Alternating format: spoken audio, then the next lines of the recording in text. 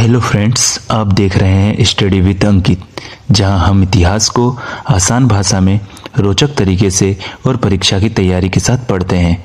तो चलिए शुरू करते हैं आज का महत्वपूर्ण अध्याय। ध्यान से देखिए, नोट्स बनाइए और सीखिए स्मार्ट तरीके से। आज हम पढ़ेंगे कुतुबुद्दीन ऐबक के बारे में, जो दिल्ली सल्तनत के संस्थापक थे, जिनका समय भारत में 1206 से 1210 रहा। कुतुबुद्दीन ऐबक का जन्म लगभग 1150 ईस्वी में तुर्किस्तान के क्षेत्र में हुआ था।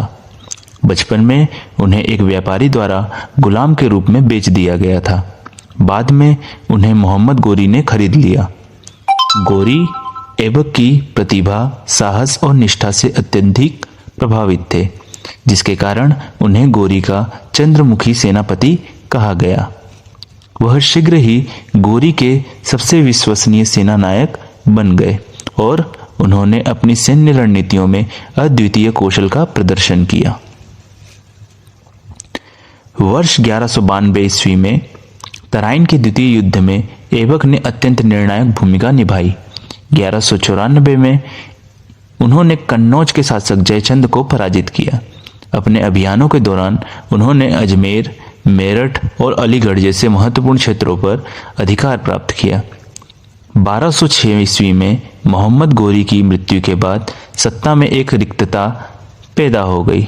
इस अवसर पर ऐबक ने स्वयं को स्वतंत्र सुल्तान घोषित किया। इसके साथ ही भारत में औपचारिक रूप से गुलाम वंश, जिसे मामलुक वंश भी कहा जाता है, उसकी स्थापना हुई। प्रशासनिक नीति और व्यवस्था ऐबक की शासन व्यवस्था मुख्य रूप से सैन्य शक्ति पर आधारित थी।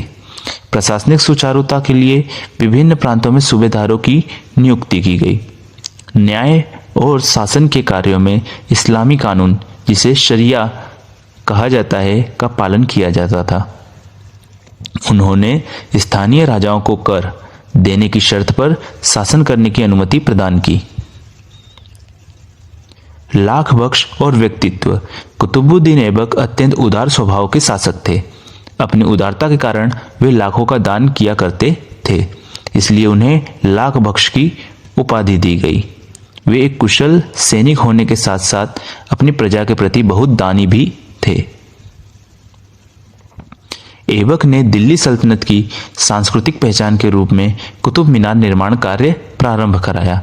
इस मीनार को बाद में उनके उत्तराधिकारी इल्तुतमिश ने पूरा करवाया। उन्होंने दिल्ली में भारत की पहली तुर्क मस्जिद कुव्वत उल इस्लाम का निर्माण कराया। इसके अतिरिक्त उन्होंने अजमेर में 2.5 दिन का झोपड़ा नामक मस्जिद भी बनवाई। ये निर्माण कार्य इंडो इस्लामिक स्थापत्य कला के सुंदर संगम के प्रतीक हैं।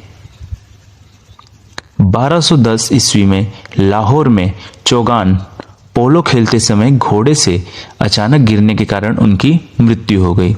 इस आकस्मिक घटना से उनके केवल 4 वर्ष के छोटे से शासनकाल का अंत हो गया। उनकी मृत्यु के बाद सत्ता में कुछ अस्थिरता आई, जिसे उनके दामाद इल्तुतमिश ने संभाला। इल्तुतमिश ने ही आगे चलकर दिल्ली सल्तनत को एक स्थिर और शक्तिशाली साम्राज्य के रूप में स्थापित किया। महत्वपूर्ण तथ्य की बात करें तो गुलाम वंश के संस्थापक के रूप में इन्हें जाना जाता है। इन्हें उपाधि मिली लाख बख्श की, प्रमुख निर्माण, कुतुब मीनार का आरंभ और कुव्वत उल इस्लाम। मृत्यु इनकी हुई 1210 में पोलो खेलते समय हो गई थी।